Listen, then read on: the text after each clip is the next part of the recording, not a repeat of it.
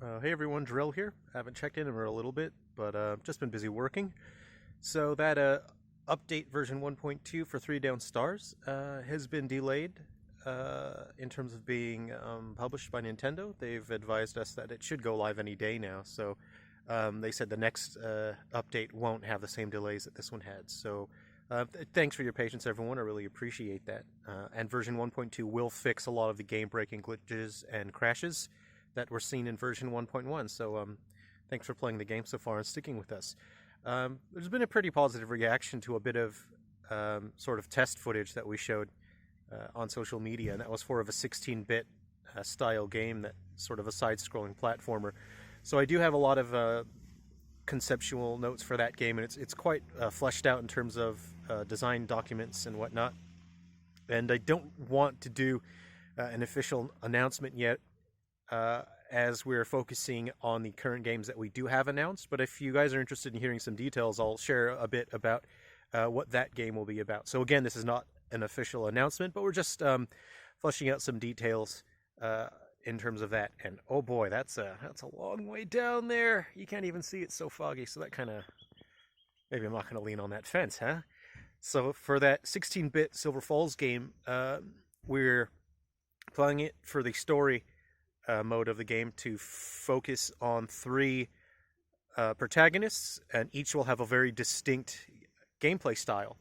The story of the game will be set in the mid to late 90s, and you'll see some familiar characters from Three Down Stars and other characters from earlier in the series. In terms of what makes each character's playstyle unique, there are specific items that each character obtains pretty early on in their adventure, and the player can swap the character that they're playing as. They can swap pretty much any time instantaneously to access areas and defeat certain enemies and deal with certain environmental hazards and things like that.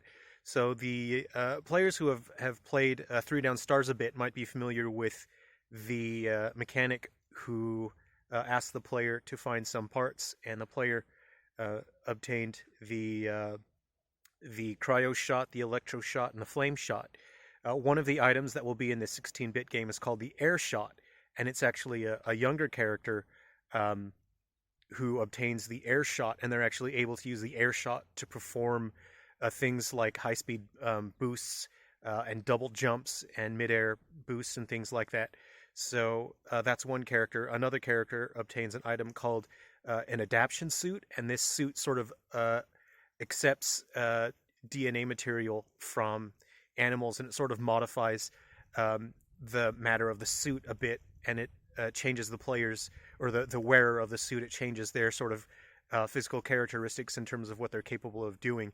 So if you, say for example, got wolf DNA and you used it with the adaptation suit, it would give you abilities that would let you move quickly and strike with claws as the adaptation suit.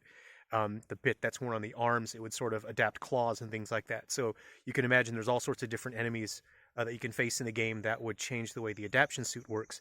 And lastly, the third item that is obtained that creates a unique playstyle for that third character is a sort of alien technology that the player calls a falcon, because it's similar to a sort of an AI-driven drone, but it is explicitly controlled sort of via telepathic bond with one of the characters. So one of the characters bonds with that drone, and it seems to only respond to that character.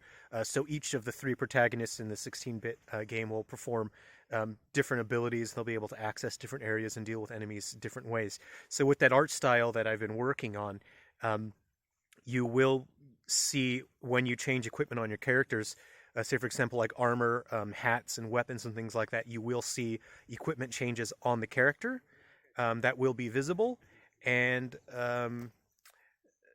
you'll be able to learn abilities, and you can change all sorts of you can customize each character, level them up, and a lot of the game will revolve around exploration and things like that.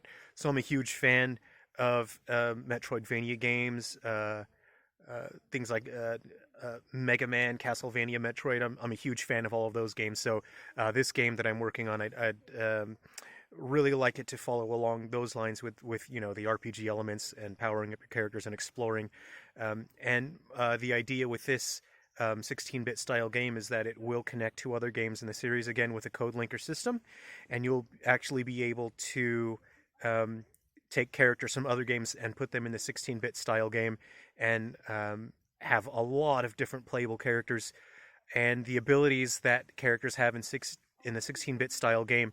They'll pull items and abilities from their game of origin. So I hope that information is kind of interesting to you guys. Right now, I'm finishing up Undertakers, and I'll be submitting that to Nintendo pretty soon. Anyway, thanks for checking in and sticking around, and we'll see you in Silver Falls. Cheers.